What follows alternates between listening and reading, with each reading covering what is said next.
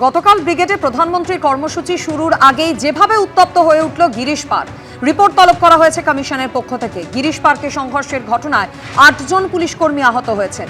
BJP কর্মীদের বাস ভাঙচুর করা হয়, সেই অভিযোগ যেমন সামনে এসেছে, অন্যদিকে মন্ত্রী শশী পাঁজা তার বাড়ি লক্ষ্য করে ইট বৃষ্টির ঘটনা ঘটে। আর দুপক্ষের এই সংঘর্ষে আহত বউবাজার থানার ওসি।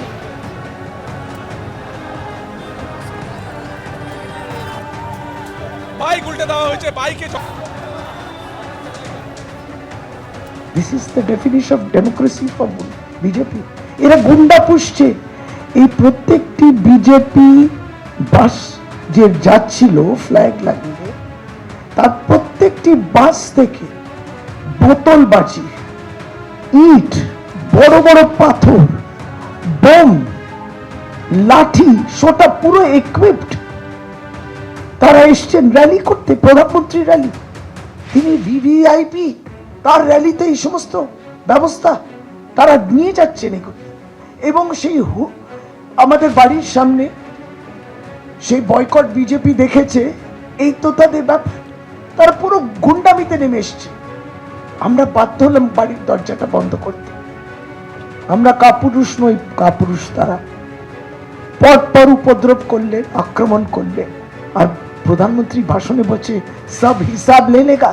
এখনো বাংলা তো সরকার দূরের কথা, তারা বাংলা এই গুন্ডামি, রঙ্গবাজি, দাঙ্গাবাজি করে আর খুন করে বাংলা দখল করবে না।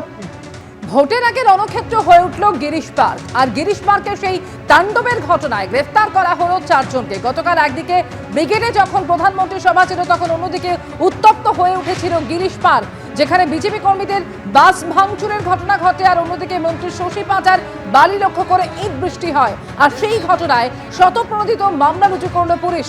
উত্তপ্ত হয়ে ওঠে গিরিশ পার্ক। আর সেই ঘটনায় ইতিমধ্যেই রিপোর্টও তলব করেছে নির্বাচন কমিশন।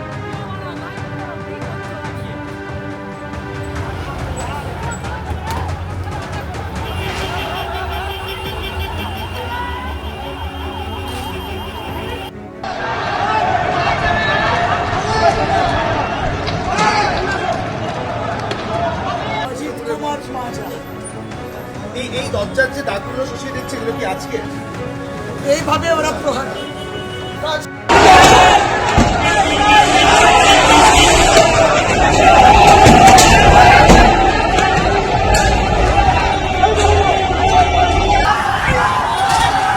লোকজন এই দরজায় ঢুকে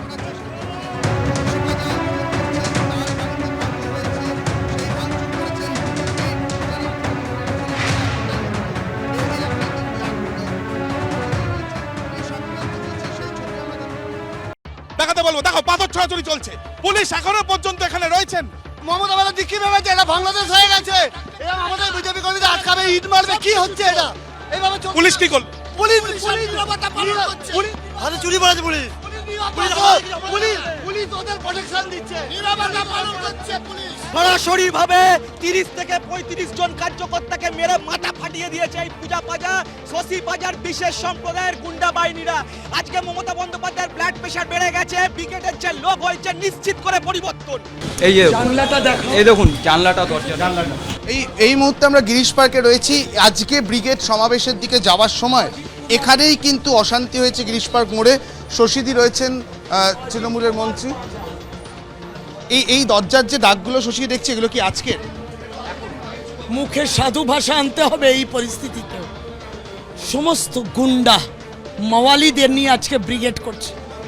আসুন, এইগুলো কাজগুলো এইভাবে ওরা প্রহার, কাজগুলো দেখুন।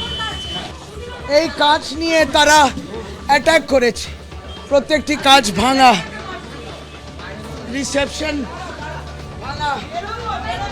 আমাদের ছেলে মেয়েদের হাসপাতাল এবং নার্সিংহোমে পাঠিয়েছি। এই তো দেখুন রাস্তাগুলো, দেখুন রাস্তাগুলো আমাদের তো অপমান করে। আমরা নাকি দালাল? দেখুন রাস্তাগুলো ছিল, পুলিশ দাঁড়িয়ে দেখছিল। রাস্তাগুলো দেখেন কি অবস্থা করেছে। এত বড় বড় ইট ছুটছিল, প্রতিবাদ করছি, তারপরে এরা তারা পালিয়েছে, পুলিশ দাঁড়িয়ে মুখ দর্শক, এখন আমাদের বলছে যে আপনারা চলে যান। এই যে এইখানে এই যে কাঠের টুকরো পড়ে রয়েছে বিভিন্ন জায়গাতে, কিন্তু কাচের টুকরো পড়ে রয়েছে, ইটের টুকরো পড়ে রয়েছে বিভিন্ন জায়গাতে, এবং তাদের যেটা পরিষ্কার বক্তব্য যে তৃণমূলের তরফে এই অ্যাটাক করা হয়েছিল, তৃণমূল কর্মী সমর্থকেরা অ্যাটাক করে এবং তারপরে কিন্তু পুলিশ নীরব দর্শকের ভূমিকা কার্যত পালন করে। बहुत आदमी को घायल किया हुआ है, बहुत गाड़ी का भांगचूर किया है, सोची पजा का घर का आदमी। তো গাড়ি পার্কিং ছিল, এই যে গাড়ি পার্কিং তার কাজ পুরোপুরি ভেঙে দেওয়া হয়েছে। ফলত এই মুহূর্তে পুলিশ এলাকাতে এসেছে, ঘটনাস্থলে তারা এসেছে, এলাকা শান্ত করার চেষ্টা হচ্ছে, কিন্তু এখনো কিন্তু বেশ কিছু জায়গাতে একই রকম ভাবে সেখানে কিন্তু উত্তেজনা আছে। আমি আশ্চর্য হয়ে গেলাম, আমি ব্রিগেডে ছিলাম, আমি যখন জানতে পারলাম এদিক দিয়ে গাড়ি ছুটছে, তার উপর ইট বৃষ্টি হচ্ছে মন্ত্রী শশী পাজার বাড়ি থেকে, আমি এখানে এসে প্রমাণ পেলাম যে একটি সরকার কতটা নির্মম হতে পারে। আমাদের এখন পর্যন্ত প্রায় 30 থেকে 40 জন গুরুতর আহত হয়েছে, তার জন্য মমতা ব্যানার্জি এবং ওনার টোটাল সরকারকে আমরা ধিক্কার জানাই। এরা গুন্ডা শুধু নয়, এরা খুনি, ওদের আস্পর্ধা। এরা যাচ্ছে বিজেপি র্যালিতে, প্রধানমন্ত্রী তাদের বাস ভর্তি ইট, তাদের বাস ভর্তি ইট, আটকে লাঠি, সোটা, বোমা, বোতল, সমস্ত ওরা অরাজকতা তৈরি করেছে। আমরা কি ইট মারিনি, আমরা কেন ইট মারতে যাব? ওনার বাড়ির পাশ থেকে ছেলেরা বেরোচ্ছে ইট মারছে, আমরা জবাব দিব। তারা ওরা তো বলছে বিজেপি সব তৃণমূলের ছেলে। শশী পাজা তার বাড়ি আক্রান্ত, পুলিশ কোনোভাবে সেই দরজা বন্ধ করে রেখেছে। আর জানলাগুলোর ছবি আমি আমার সহকর্মী প্রীতমকে দেখাতে বলবো, তবে তার আগে এখানে পুলিশ আক্রান্ত হয়েছেন, তার প্রাথমিক চিকিৎসা চলছে। দুই শিবিরের মধ্যে সংঘর্ষ এবং তারই জেরে আশপাশের এলাকা একেবারে বিধ্বস্ত, বিপর্যস্ত। এই মুহূর্তে আমরা দেখতে পাচ্ছি যে গিরিশ পার্ক চত্বরে মন্ত্রী শশী পাজার বাড়ির এলাকার আশেপাশে যে সমস্ত গাড়িগুলি পার্কিং করা ছিল সেগুলোর কাঁচ, উইন্ডস্ক্রিন রীতিমতো ইটের প্রভাবে, ইট বর্ষণের প্রভাবে ভেঙে চুরমার। এই ঘটনার থেকেই স্পষ্ট হচ্ছে যে রীতিমতো কি চেহারা নিয়েছিল এই এলাকা। এবিপি আনন্দ, এগিয়ে থাকে, এগিয়ে রাখে।